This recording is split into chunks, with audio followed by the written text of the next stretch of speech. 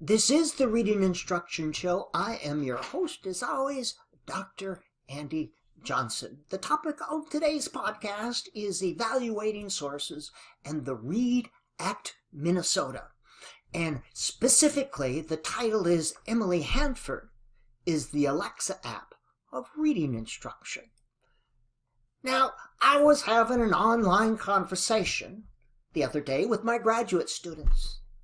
And one of them asked, Dr. Johnson, how do you evaluate sources? Great question. And in the silence that followed, the question echoed, evaluate sources, evaluate sources, evaluate sources.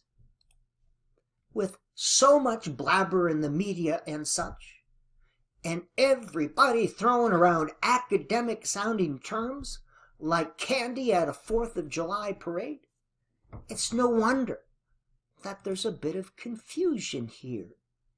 So evaluating sources of information. We need good information to help us determine what is and isn't real.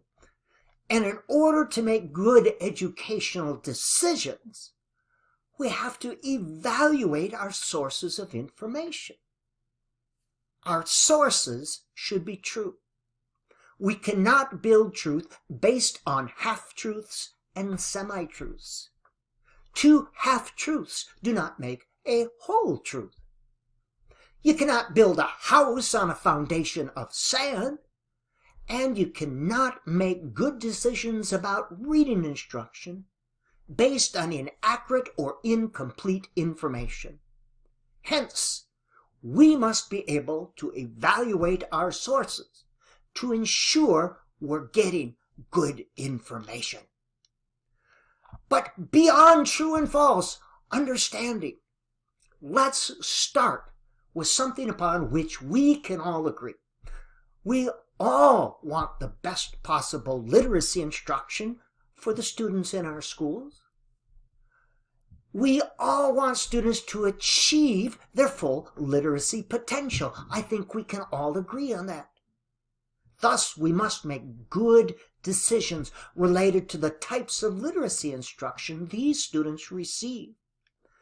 But to make good decisions, we need information that's beyond true. We need information that is accurate. And not only accurate, we need information that's understood within the context in which it is found. For example, it's true that if you teach phonics, students are very likely to score higher on measures of phonics. This is absolutely true. If you teach phonics, students will score higher on phonics measures than those who have not been taught phonics. That is accurate. But without context, that information is inaccurately understood and can be extended or applied inaccurately. We need a bit of context to accurately understand information. If you teach phonics, students are very likely to score higher on measures of phonics. Yes, but this does not mean that all students need heavy doses of phonics. This does not mean that all students would be better readers if they get more phonics. This does not mean that more phonics is better than less phonics. This does not mean that phonics is the key variable in learning to read. This does not mean that anything other than phonics should be excluded. This does not mean that phonics instruction should be taught at all ages and all levels. This does not mean that phonics skills transfer to authentic reading situations. This does not mean that heavy doses of phonics are better than light doses of phonics. This does not mean one approach to teaching phonics is better than another. And this does not mean that a skills-based approach emphasizing phonics is more effective than other meaning-based approaches that emphasize meaning. It merely states that if you teach something, students are going to score higher on measures of the something that was taught. And when you teach one group something and another group nothing, the something group is going to score higher on measures of something than the nothing group. Absolutely. But it does not mean that the something group is going to score higher on measures of something else when compared to the nothing group. However, this is the type of decontextualized facts upon which the READ Act in Minnesota was based. This is the type of decontextualized information promoted by science of reading zealots, and when challenged by context or with information that leaves the decontextualized fact to be untrue, we're told to read Stanislaus Dehaene. Go read Dehaene. Have you read Dehaene? You must read Dehaene. Here's a video of Dehaene. This is what Dehaene said. Dehaene, Dehaene, Dehaene. And I've read Dehaene, for the record. Now, a fact may be true, but the truth of the fact is limited to the context in which it was found. Outside a meaningful context, the fact may mean something different. Also, facts without context can be misapplied and misunderstood.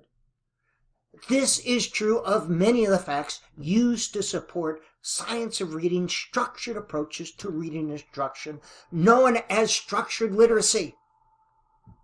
It's a house built on a series of decontextualized facts.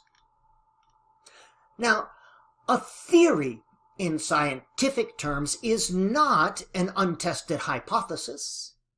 In science, a theory is a way to explain a set of facts and to understand phenomena.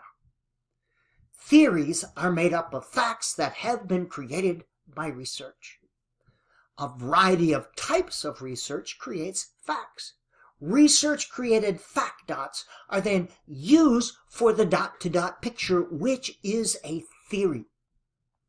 You cannot pull one or two dots out of the theoretical dot-to-dot picture and claim to have the whole picture. You cannot connect dots to non-dots or half-dots and get a clear picture or an accurate picture of anything.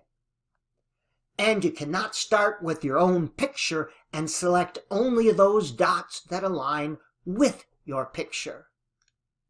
You also cannot use anecdotal evidence and personal experience to create dots. These aren't real dots. They're faded little half dots. And while these faded half dots may be true for you in your situation, they're not generalizable to a larger population. Yet this is what the Minnesota State Legislature has done with the READ Act. They chose to listen to non-experts with just a few dots in their pocket who consider themselves to be dot experts. They have dots, but they do not have the dot-to-dot picture of reality to understand their dots. They may know something about their dots, but they know nothing of the picture. Now, Emily Hanford is a journalist. She may be a wonderful person. She often reports facts, but they are facts that are not understood in the context of the whole. They're facts without context or understanding. They're dots outside a meaningful dot-to-dot picture. Thus, the reality she has described is a dot-to-dot picture that she has created out of her own imagination. She has connected a bunch of fact dots, half dots, and non-dots to create the distorted dot-to-dot picture that she wanted to create. Now, there is an importance of having a certain amount of expertise. Having expertise in literacy is important for understanding reading instruction. You have to have the whole picture. An expert knows what questions to ask, what data to collect, what to use to measure the data, how to collect the data, and how to interpret the data. With this expertise, you're able to connect the data dots to create a robust theoretical picture. Without this expertise, you're like Emily Hanford, connecting a few dots to create a weak theoretical picture. Now, I would invite Ms. Hanford to be a journalist. That's what she is. That's where her expertise lies. She's perfectly qualified to report on educational matters. However, my understanding of journalism is that you should be describing the picture. You should not be creating your own picture. Emily Hanford and American public media have created a picture that benefits them. Now, my Alexa app says that Emily Hanford's net worth is $14 million. Now, I know Alexa is not a reliable source. There's no way to vet this information, you see. But even if she's worth only $1 million, that's still much more than most teachers, teacher educators, scholars, and researchers are worth. But again, it's just an Alexa app, not a credible source of information. Emily Hanford is the Alexa app of reading instruction. Emily Hanford is able to say whatever she wants. Now, in academia, where real research is published, where real facts are established and put into a theoretical context, we have a process called blind peer review. Here, a jury of experts in the field review research in theoretical articles without knowing who the author of the article is, hence blind peer review. But the work of Ms. Hanford has never been about accuracy and understanding. It's been about making good radio and hefty speaking fees. And in the end, Emily is going to do what Emily does to the detriment of a whole bunch of kids who have to feel the impact of what Emily is doing. You can't ask a skunk not to stink. Emily is going to do what Emily does. This has been the Reading Instruction Show. I am your host, Dr. Andy Johnson.